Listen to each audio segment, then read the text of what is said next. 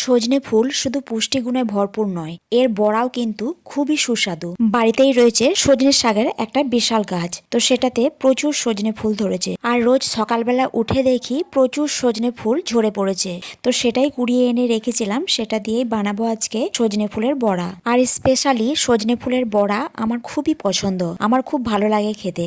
আর বাড়িতে প্রায়ই এটা রোজই হচ্ছে বলতে পারেন, কারণ সকালবেলায় তো অনেক সজনে ফুল ঝরে পড়ে, তো সেগুলো দিয়ে বড়া বানিয়ে খাচ্ছি। আর আজকে ওয়েদারটাও ছিল কিন্তু খুবই সুন্দর, মানে একটু মেঘলা মেঘলা ওয়েদার ছিল। আর এই মেঘলা ওয়েদারে ভাতের সঙ্গে একটু ভাজাভুজি খেতে কিন্তু ভালোই লাগে। সজনে ফুলের বড়া বানানোর জন্য সজনে ফুলের মধ্যে কি কি দিয়েছি একটু বলে দিই। কাঁচা লঙ্কা কুচি, হাফ চামচ হলুদ গুঁড়ো, লঙ্কা গুঁড়ো, আদা রসুনের পেস্ট, পরিমাণ মতো নুন, বেসন, কর্নফ্লাওয়ার দিয়ে ভালো করে মেখে তেলের মধ্যে ভেজে নিয়েছি। তারপর আবার কি গরম গরম পরিবেশন করুন। আর গরম গরমই তো খেতে আমার দারুণ লাগলো। আর আপনাদের কেমন লাগলো?